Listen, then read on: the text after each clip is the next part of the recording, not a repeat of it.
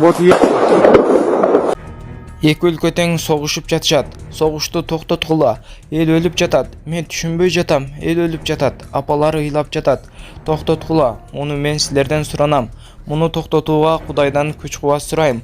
Бардык көз жаш дарыяда агып жатат.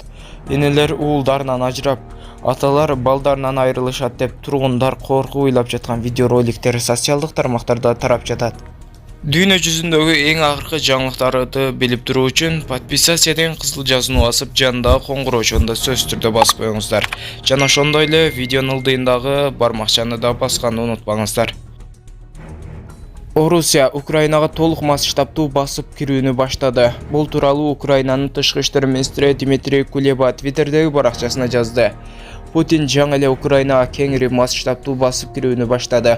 Украинанын тынч шаарлары чабуулга кабылууда. Бул агрессивдүү согуш деп айтылат билдирүүдө.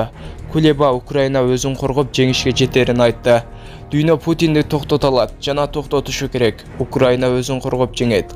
Иш аракет кылууга убакыт келди деп айтылат билдирүүдө. Буга чейин Орусиянын президенти Владимир Путин Донбасста атайын аскердик операция өткөрүлөрүн билдирген.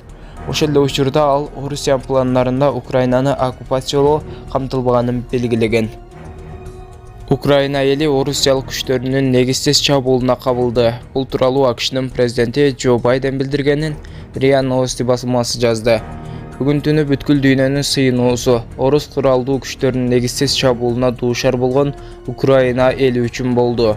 Президент Путин катастрофалык жоготууларга жана азаптарга алып келе турган алдын ала пландалган согушту тандап алды деп жазылат Байдендин билдирүүсүндө. Бул кол салуу алып келе турган өлүм жана кыйроолор үчүн Орусия гана жоопту деп кошумчалаган АКШ президенти. Байден АКШ жана өнөктөштөрү менен биргелешип жана буга чечкиндүү жооп берерин убада кылган. Дүйнө Орусияны жоопко тартат деген Байден.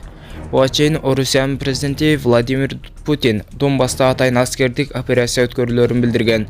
Ошол эле учурда ал Орусиянын пландарында Украинаны оккупациялоо камтылбаганын белгилеген. Кеминде мүрзөлөрдүн тосмолорун уурдап сатып жүргөн адам кармалды. Бул тууралуу Чүй ОИ менен билдиришти. Маалыматка ылайык, февраль айынын башында Кемин районундагы мүрзөлөрдүн биринен темир тосмолору жоголгон.